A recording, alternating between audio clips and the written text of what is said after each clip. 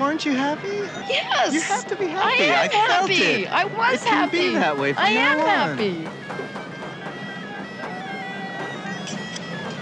When I'm with you, I'm with you. I love being with you. Elena, what does that mean, with me, not with me? You have a husband you don't want, but you...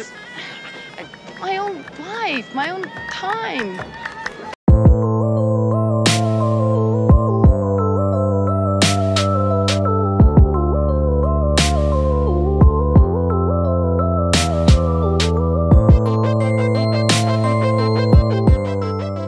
Bad Timing is a film that came out in 1980 that's directed by Nicholas Roeg. So Bad Timing is a $50 Patreon request that comes from Bobby B. His last two previous films that he requested were This Is England and Nil by Mouth. I highly enjoyed both of those films, and I have reviews for both of them, obviously, so please check those out if you'd like. But I was particularly excited to watch Bad Timing, mostly because the last film that I've seen from Nicholas Roeg, which was the only film that I've seen from him at that time, was Don't Look Now. And that's a film that I obviously have a review for, and that's a film that I really, really enjoyed. One of the most amazing decisions that I've ever made during a Criterion sale was picking up Don't Look Now a month before it went out of print. But yeah, having loved Don't Look Now, I've been really wanting to dive more into Roeg's work, and luckily, Bobby B requested his film to me, so it gave me the perfect excuse to do that. But coming out of Bad Timing, I can say that I really liked this film, and it was a lot darker and a lot more uncomfortable than I expected. But I don't mean that in a bad way. I mean that in really the best possible way that I could say it. And I'm not just referring to the disturbing climax of this film, even though I am most definitely also referring to that. But it's also uncomfortable because of the way that Roeg pieces his films together and just the kind of vision he has for the editing of his films. And it's through this kind of fragmented editing style that's also apparent in Don't Look Now that he's able to explore a lot of the themes regarding obsession, regarding time, regarding sexuality, just relationships between men and women. He's able to explore these things through his kind of fragmented editing in a way that gets you to think differently about these things. Because this film, through its editing, will jump back and forth between like 3 or 4 different time frames, and it won't just have segments dedicated to a certain time frame. I mean, Nicholas Roeg is unafraid to kind of contextualize an entire situation by editing in brief images of character and story information that at times just seem like quick flashes. And again, it's through this style and through this presentation that's also apparent in Don't Look Now that really seems like Roeg is attempting to challenge the traditional view of time. Because I've seen 2 of his films now, and both of those films feel like something out of a parallel universe. And it's because of its chaotic approach where you have this fragmented presentation of time that really makes it feel like the past, present, and future are all one thing. And overall, I really dug a lot of the stylistic choices of this film, and it's really difficult to not go back to the editing because I feel like a lot of Roeg's vision shines through its editing. But in particular, I really dug the stylistic choice of juxtaposing sexuality with death. Because there are several scenes in this film where sexual imagery and sexual audio will be immediately juxtaposed with the audio of someone dying. But I also think it does an excellent job at foreshadowing to that disturbing climax that I mentioned at the beginning of this review. And overall, I just feel that this film is able to demonstrate and explore its themes incredibly well because, as I mentioned, this is a film that wants to explore themes about obsession and the differences between obsession and love. And I feel like most films that I've seen, they kind of attempt to blur the line between a lot of things.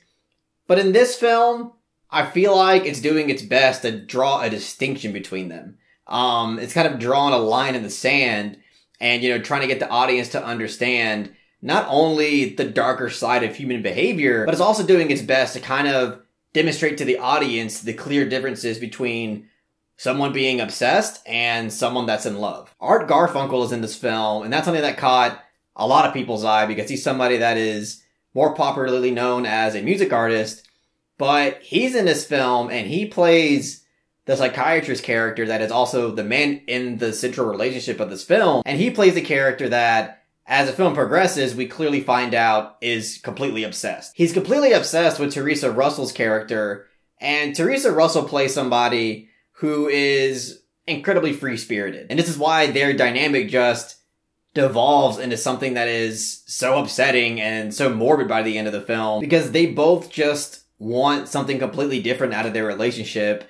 Again, Art Garfunkel's character is somebody who is desperate to tie her down. And it's not that there's something inherently wrong with wanting a loyal partnership with somebody, but as the film progresses, you can tell that Art Garfunkel's character is such a cold and unempathetic human being. Because even though Teresa Russell's character isn't at all interested in marrying him, she shows a lot more emotion, a lot more sympathy and empathy towards his feelings than he does to her. In my opinion, she's a lot more understanding and a lot more empathetic, and I think that those two things really represent more of what love is about. And I love how this film is able to demonstrate through Garfunkel's character that this level of possessive and controlling behavior can stem from something so inhumane and so dark. And that morbid nature of obsession and possession is demonstrated in that absolutely uncomfortable and disturbing third act scene.